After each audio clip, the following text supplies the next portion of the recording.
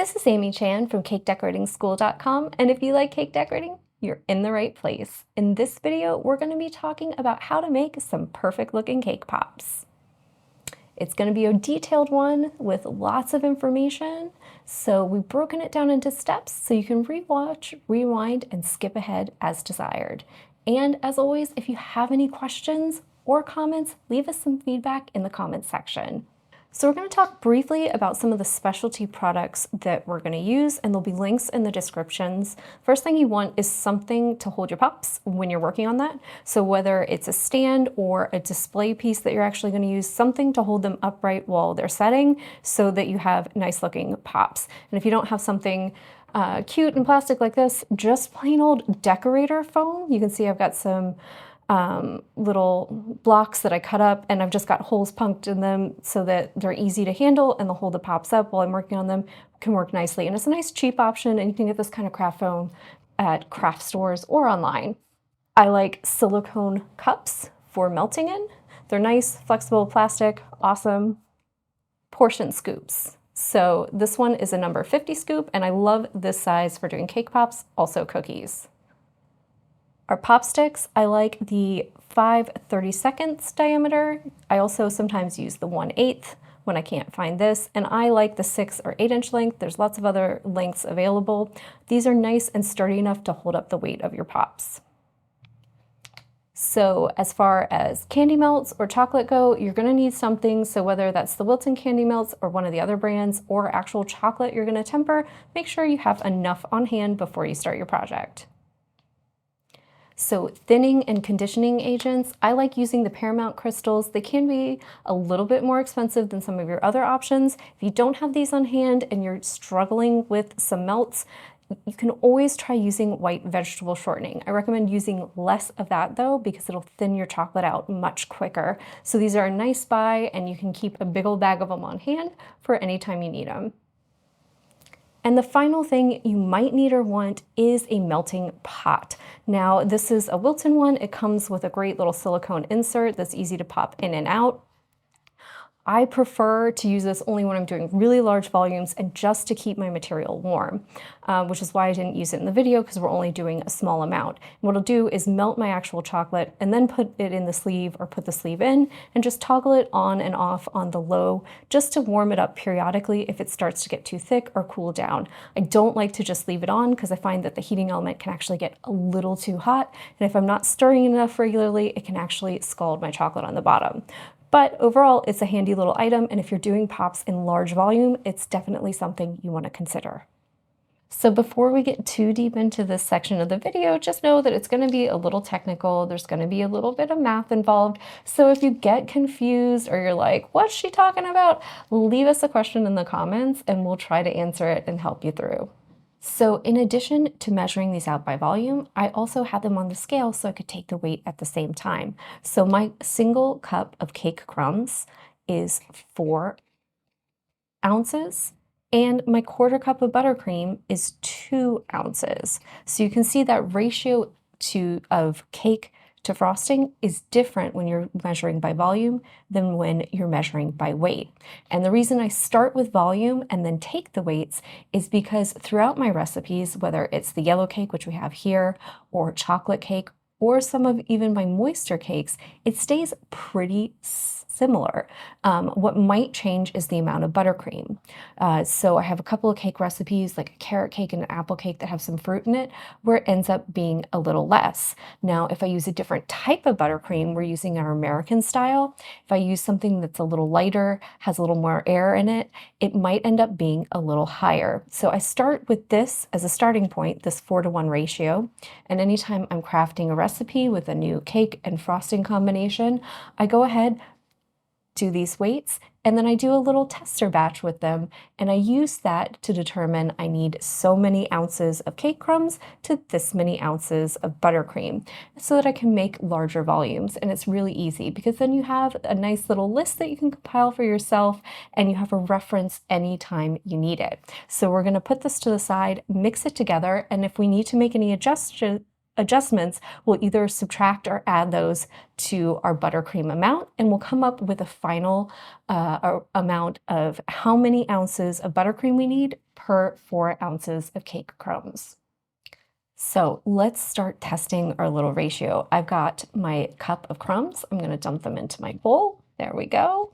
And just make sure you get them nice and fine so that they're easy to work with and you're not having to mash them up while you're actually mixing your mash together.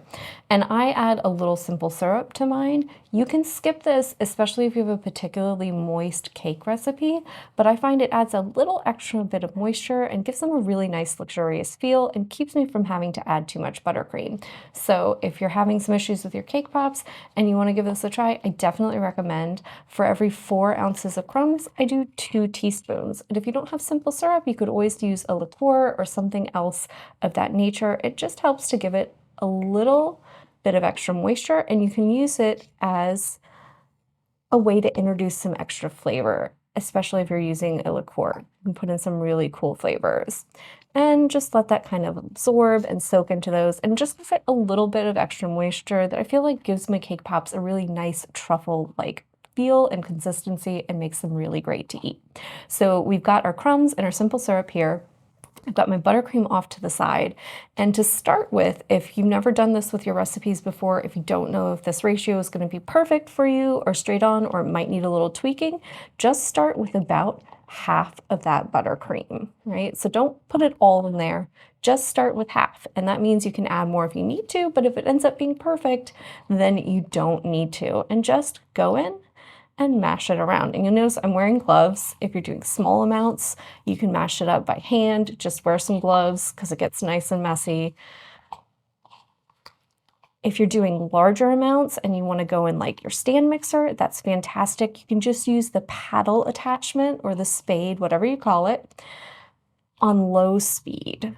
And that'll do it. It'll mix everything around. You just want to make sure the cakes are already crumbs beforehand so that it's easy, quick work.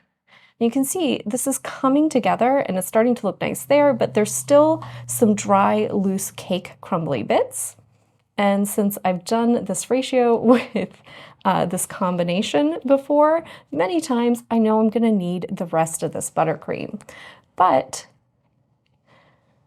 it might be slightly different for your cake recipes, depending on exactly how much moisture your cake has in it and how much moisture your buttercream has in it. So it's always better to start with less and add more if you need to. And what we're looking to do with the mash is make it all come together in a nice, smooth consistency. Just kind of feel, I don't know, maybe a little bit like wet sand that you can pull together like Play-Doh. And you want to be able to really work with it and make it nice and moldable. And you can see it's coming together now. We've got a nice, stiff, kind of clay-like consistency with this. And when I take off a piece, you can see when I scrunch it together, the lines blend in together and it's moldable. I can make nice smooth balls and it's holding its shape. It's not slumping or sagging. The lines all disappeared. It looks smooth and it looks nice and moist. If it looks dry or like it's cracking or there's bits of cake crumbs that don't kind of like take up that moisture or look like they are or look like they're well mixed, that's a good indication that you might need a little more buttercream. If it's too wet, too soft, if it's sagging and doesn't hold its shape, that means you might need to add some more crumbs. So this is a good way to diagnose things. So if we needed to add some more buttercream, I'd weigh out a little more and add it in bit by bit until I get that perfect amount. And then you can weigh your leftover and see how much you actually added in addition to our starting point. So this is a good way to make a nice cake mash recipe for yourself that you can do with any of your cake recipes to get that perfect combination for yourself. So for our yellow cake, we used 4 ounces of crumbs and we ended up using all of our 2 ounces of buttercream that we weighed out. So we have that kind of perfect 4-to-1 volume ratio for this recipe, which I knew we would. But if you added this in and found you needed some extra, that's a good time. Just weigh that extra before you add it so you know exactly how much you're adding in. Or if you ended up not using all of it, weigh the leftover and subtract it. So this is a good place. You can either add in the amount extra, subtract out the extra, and then whatever your total is, basic simple addition or subtraction, which I think most of us can do, hopefully, then you get your total. So for us, it ended up being for every 4 ounces of our yellow cake, we're going to use 2 ounces of our buttercream. And this means that when I'm getting ready to make a big batch of cake pops, this will probably give me, let's say, about 7 to 8.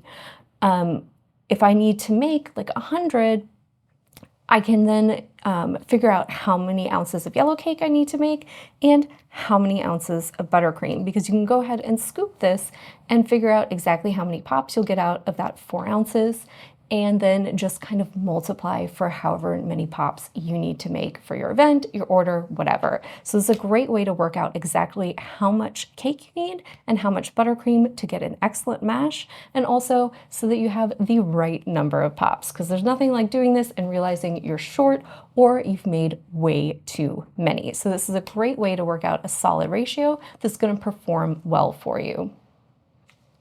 So our next step for our cake pops, after making our beautiful, lovely mash, which we have right here, and put down on my marble slab, is to scoop them. And I recommend using a scoop so you have a nice standard size. Rather than doing it by weight, it'll be quicker and easier to get them all nice and uniform. If you don't have a scoop and you want to do them by weight, I'll tell you what the weight on these are. So this one is a number 50 size portion scoop, and might be hard to read, but they always have the numbers there on the inside. And what this refers to is the number of scoops you can get out of a quart of batter. So the larger the number, the more scoops you can get. So it's a volume measure. So you might think, where do they come up those weird measurements, weird numbers on these scoops, and that's it, right? So nothing too crazy. They're usually listed as cookie scoops, sometimes as ice cream scoops, or as portion scoops. But these nice small ones are great to have on hand for cookies. And also, I love the number 50 for cake pops. It makes a nice size pop that is not too big and not too small. So you just want to take a nice scoop. I level off with my thumb. I always wear gloves when I'm doing cake pops because they're super messy, and then also it keeps it nice and sanitary. And that's going to give you a great little scoop there. And I just want to have a tray ready. It's lined with parchment. I'm going to scoop them all, and then I'm going to let them chill for like a half an hour so that they're nice and firm, and that'll make them easy to roll while still being moldable. So every once in a while, the little return on the scoop can make it a little rough on top. So if it kind of shears off a little bit, I just stick that back on so I have the whole thing. If you're doing this by weight, for me, it came out to 0.8 ounces. So just a little over 3/4 of an ounce, right? So 0.8 if you want to do it by weight. But it's really fast if you have a nice little scoop like this to get a really consistent size. Only for your cake pops, they come in handy for things like chocolate chip cookies as well. And since our mash is pretty uniform, it's going to give us a pretty equal weight every time as well.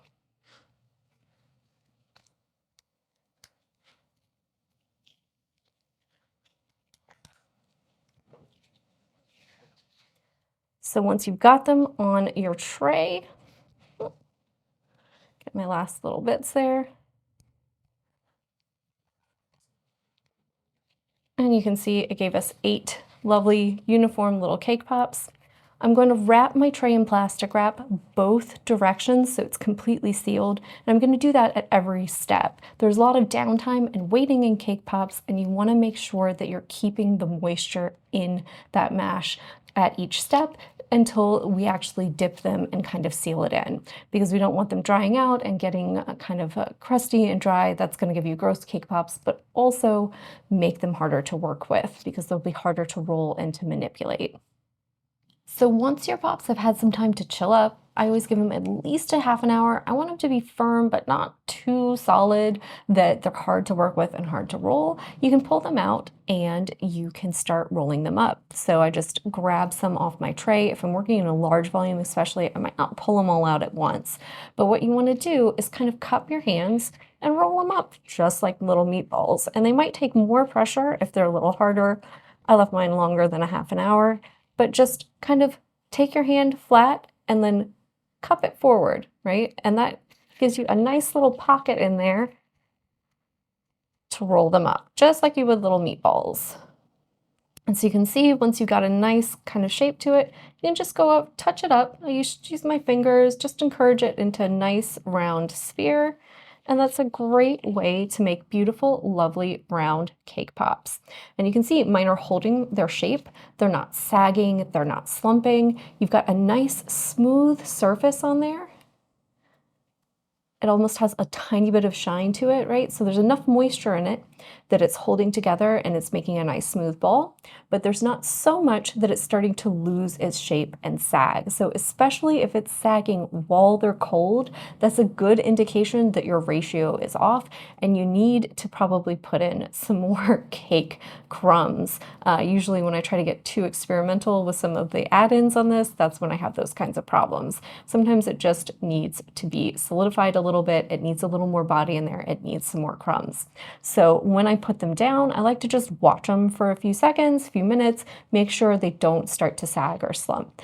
And usually a good indication is on the bottom. There'll be a little flat spot. That's fine. Typically mine's about the size of like a small pea, right? If you start to get into the territory of like a dime or a nickel and it's got a really flat bottom and almost like a domed gumdrop shape, that's a good indication that your mash is too wet. So just kind of things to look out for. If you're going to start a big cake project, always do some testers first, make sure things look good, and that'll prevent you from doing too much extra work by having to go back and adjust things and redo steps. So just nice roll on each of these. And then once we have them rolled, you can go directly back onto your parchment lined tray, recover it with your saran wrap and put it back in the fridge. So we're protecting that moisture content with the saran wrap, and we'll give it another 2 hours to chill up, firm up completely, and that'll make it easy for us to put our sticks in. So my rolled pops have had 2 hours in the fridge. They set up nice and firm. They're solid. They're going to be easy to work with. You can see I've got a nice round shape and just only the little flattest of surface down there. It's really tiny, right? And that's perfect, and that's exactly where I'm gonna stick my little stick in. And we like the popsicle sticks. I use the 5 32nds of an inch diameter ones. And a pinch, I can use the 1/8 as well. These are nice and stable without being too chunky and thick, so I feel like they give me a really good look. I like the 6 or 8 inch lengths. You can use whatever you like. They come in a range of sizes. I've seen them as small as 4 and long like 12 or more. You can use whatever works for your purposes because you might be displaying them or sending them to friends, and you might want shorter or longer ones depending on what exactly you're going to do with them in terms of presentation and display. So buy whatever sticks work for you. Just don't go too thin. Some of the actual popsicle sticks are meant for really tiny popsicles. You want to make sure that you have something that can support the weight of these pops without flexing too much. So you can see I've got that little flat area. I've just dipped the end in a little bit of that, the candy melts. So just melt them in the microwave really quickly in a small container. I'm just going to go for that flat spot, and I go in about a 1/2 inch. So just support the bottom of your pop, slide it in so you have a nice connection, nice and straight with that. And that's going to be fantastic. You can see there's not too much buildup of chocolate down there at the bottom. You don't want that. If you get a little too much, you can always go around with your finger on the bottom to swipe it off. I've just got a couple to show you. So like this is one where I got a little too much chocolate, a little too much buildup, and I just quickly went around there with my finger just to smooth it out a little bit. It'll make it easier when you're dipping. There won't be too much of a ridge there. But in general, a little bit of a rim around the bottom of your pops is just fine. That's going to give us a nice secure connection, and the sticks are not too deep in there. They're only about a 1/2 inch, so they're only about halfway in at most. You don't want to go like 3/4 of the way in or more, because then there's not going to be enough material up on top, and you run the risk of your pops sliding down because there's not enough there to support the weight of the pop and keep the stick from poking through potentially when they warm up. So you want to go in enough that you get a nice solid connection and your pops are really stable on there, but not too far that you start making them less stable. So I say halfway is a nice rule of thumb, and for the size scoop we've used, that's about a 1/2 inch. So we've got all of our little sample cake pops on sticks. They're dipped. We've got them back on a tray, and you can see I have a cute little one that's perfect for the 4 pops that I put sticks on. And I'm just gonna wrap them back up in plastic wrap. I'm gonna stick them back in the refrigerator, and especially if you're doing a large amount, they may have gotten much softer. So you wanna give them at least 2 hours again in the fridge. You want that connection there between the stick and the pop to be really secure, and you also want your cake mesh to be really nice and hard, firm, so that they're easy to dip when you start. So let's talk about melting your chocolate. We're going to be using candy melts, and that's probably a little easier if you're new to doing this, new to working with cakes and pastries, and you're not down with tempering chocolate yet. So special note, you can, if you're willing to do the work, temper chocolate and actually use tempered chocolate to dip your pops, and they come out fantastic. But these are a little easier since you can just melt them in the microwave. So we've just got some Wilton brand candy melts. It's the bright white. You can use any color to make fun, different festive colored ones, or you can use the chocolate ones if you want to give it that dark chocolate or milk chocolate coating and you want that flavor. That's really up to you and what flavor combos you want to make. We just thought this would read well on camera, so we're using the bright white ones today. And I'm going to start with 8 ounces because I'm just doing a little bit, so I don't want to melt a ton of extra chocolate. And I'm going to get that in there. A couple other brands that we use when we can't get these would be the Merkins melts, and there's also Sweet Tooth Fairy, which I think they call them meltables. So all of those work really nicely. And the one thing that we use to condition them, because sometimes you might have problems melting them, or when they're melted, they might feel a little too thick, too chunky, gives you some problems. That's totally normal. Occasionally, I think these get too warm during shipping or where they're held in warehouses, and it kind of changes the consistency a little bit and makes them a little bit tricky to melt. And if you want to, you can do things like buy stuff like Paramount crystals. Definitely recommend this if you do a lot of cake pops. It's really easy to use. You can buy a large bag and they'll last a long time. And so for every pound of the candy melts or chocolate that you're using, you're going to use about a 1/4 cup of the Paramount crystals at most. So we're going to do 8 ounces. So I've got 2 tablespoons measured out here ready to go because that's the maximum amount I really want to use. We don't want to thin it out too much. So I've got my scale on. I've got a silicone measuring cup on top of it. I'm just going to cut my bag open and measure out my 8 ounces. And I might need to go with my bigger cup. Oh, no, I think it's going to fit. So these are 12-ounce bags, and I'm just doing a few cake pops for the video today, so I don't want to go too crazy. I don't want to melt too much excess. And this has a lot of air in it right now, so once I start melting, it'll actually come down and slump down in the cup a little bit. So this will be the perfect size. But one thing I like to do is pick containers that are wide enough to dip a pop in, but are actually kind of narrow, because then that gives me a lot of height to it. So it's easy to melt a small amount and still dip your pops and be able to have the depth without melting too much extra chocolate. So I'm gonna hit this up in the microwave, and I'm gonna use an extra stick to stir. I don't like to use metal implements because they can actually cool the chocolate down. And what we're gonna do is stick this in the microwave, go 30-second bursts, stirring in between while you hit it in the microwave, just to kind of redistribute the chocolate and mix it around, make sure no area gets too hot.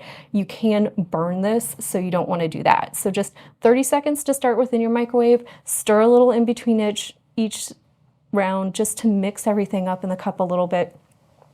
And once it really starts to melt, and you'll see they start to kind of get looser and they're melting, but they're still kind of holding their shape a little bit, that's when I go down to 10 to 15-second bursts.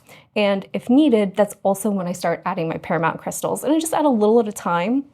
And that kind of helps things melt. It helps things melt evenly, and it should give us a nice flow onto this product once we're done. So we've been doing little rounds. We started with 30-second rounds, and then we decreased that once it started getting kind of melty and looser and some of the chocolate was liquidy, and we added in a couple of little rounds of our Paramount crystals. And I measured out that maximum, and I only actually used about half of it. It doesn't always take it all. It kind of depends on the condition of your chocolate. And sometimes you get that rare perfect bag and you don't need them at all. But typically when they're starting to melt, if it feels really chunky and thick and like it's just not going to melt right, which you'll get a sense of pretty quickly if you use these pretty often, you'll know if you need to add these or not. But you want it to kind of hold, but also flow a little bit so that you can dip those pops and let the excess run out and get a nice smooth surface on there.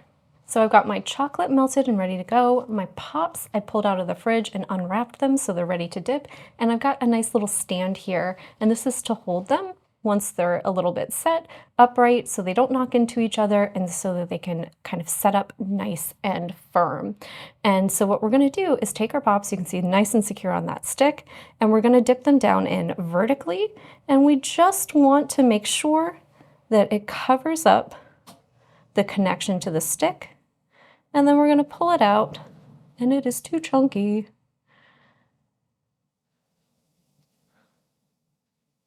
And give it a little tap and swirl. So I let it drain and then I spin and tap.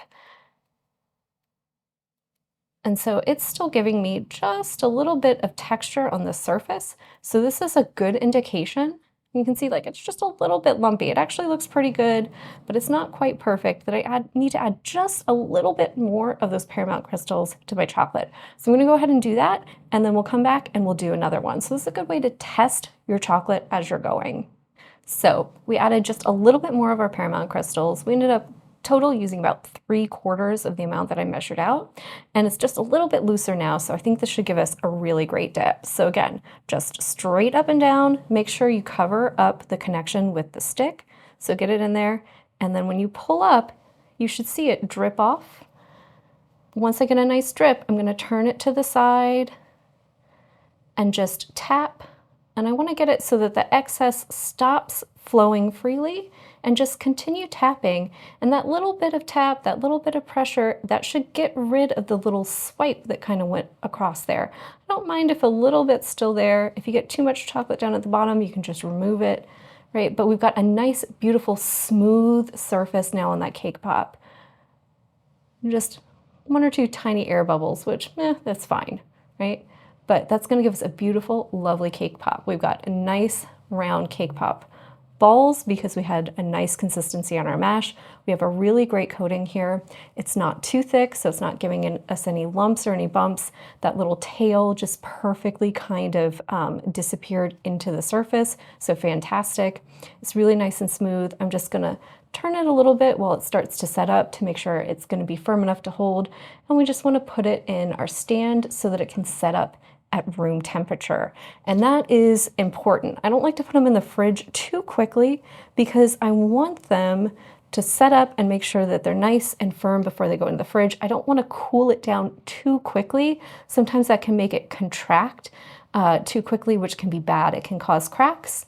Likewise, if you've gone too heavy with those Paramount crystals or whatever you're using to thin your chocolate out, it can make the surface too thin and it can't hold up. So it might contract too much when it's chilling and be a little too weak to hold completely. So if you're starting to see fine kind of hairline cracks in your pops once they're refrigerated or as they're setting up at room temperature, that means you might need to add a few more of those little pellets back in and just thicken your chocolate up. But you can see we get a beautiful smooth surface on there.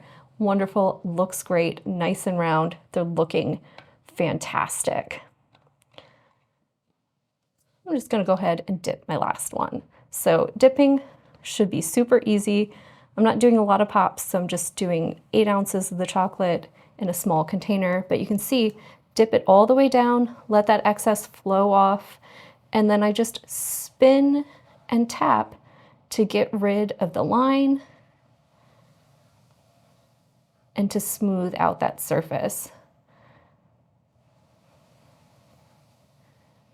And that should give us a nice finish on that chocolate. And if you see any excess, just let it flow off and just keep working, keep tapping. And this is a great way to get beautiful cake pops. Every once in a while, you'll see things like a little air bubble. You can always pop it with a pin or a toothpick and then give it a little tap as well to get rid of those if you want to really go super perfectionist on your cake pops. But I'll let them sit for 10 to 15 minutes in a stand. If you don't have a nice plastic stand like this, you can always use things like decorator foam to create your own. So we've let our cake pops set up in the fridge for half an hour and we wanted to show them to you, and we wanted to show you a couple of different ones. So we have things like this one. You can see we have a beautiful smooth surface. We're using that bright white, and our mash was kind of dark, but you can't see any show through, little ghosting. That would indicate that maybe it's a little too thin, but we've got a nice smooth even coating. You don't even see that tail. There's not an excess of buildup down here. I really got a lot of the air bubbles knocked out, which is always nice. And we just have a lovely finish to our cake pop. So this is a really fantastic one. It's ready as is to eat. It's delicious. It looks beautiful and clean, but you can always add some extra decorations to them. We just wanted to show you some of our off ones. So you can see this one has a little more texture to it. It's a little lumpy in some places. You can see where the chocolate didn't fully settle. That's an indication that your chocolate's just a little too thick, or maybe it was just a little too cool. So try warming it up a little bit, see if that fixes the problem. If it doesn't, add a little more of those Paramount crystals to adjust the consistency of that chocolate. And we also wanted to show you what happens when it's too thin or you end up knocking too much off. So there could be one of, oh, there we go, two things happening. Sometimes I like to get a nice smooth surface and I get a little too energetic and excited about how beautiful they look, and I knock a little bit too much of the chocolate off, let a little bit too much drip off, and that can cause it to be a little too thin. And you can see I went, so there's kind of almost like a little bit of ghosting. You can see that little hint of grayish color in them. There, that's a good angle where you can kind of see it there and there. That's an indication that the chocolate coating is too thin, and pretty much will guarantee me that I'm going to get a crack as it's setting up. And that crack will even happen at room temperature. It doesn't have the integrity to hold together as it chills and contracts. It needs to be a little thicker. So if you're doing these and you see this happening, try not knocking off as much, right, when you're tapping. Let it flow a little bit, but then let it smooth out. So see if you can get a little bit of a thicker coating. And if that doesn't fix the problem, add some more material back into your chocolate. So add some more of those little pellets, a little more chocolate, the melts, whatever you're using back in, and thicken it up a little bit. And then that should fix that problem. We want it kind of, treat it like Goldilocks and the Three Bears. We don't want it to be too thick or too thin. We want to find that middle spot. And sometimes that requires some pops as testers. So cake pops are one of those things where I always do plenty of extras on them to make sure that I have enough that maybe I eat myself or get fixed up a little bit and used as samples so that I can achieve that perfect consistency both with my mash and with my chocolate coating so that I get that beautiful look for every single one.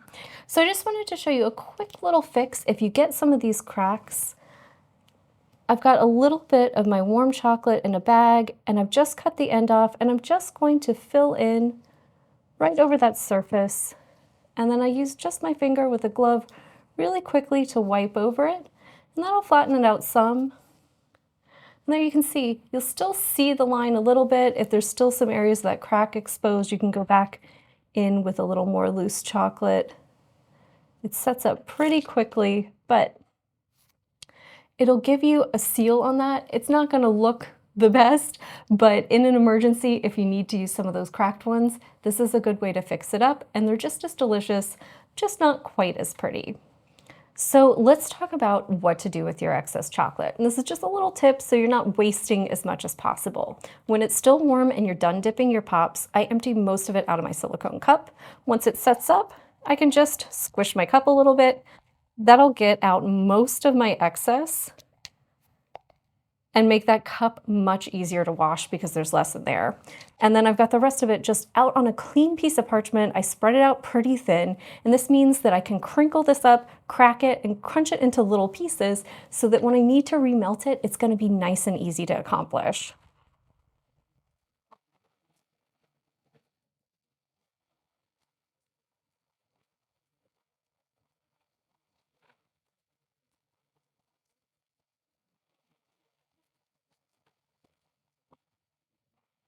So you can see this makes thin little pieces of bark that are essentially kind of like the little pastils that you get in the bag. I grab myself a Ziploc bag. I've already labeled it with the brand and the color, and then I can just slip those in there and close it up and store it with the rest of my candy melts.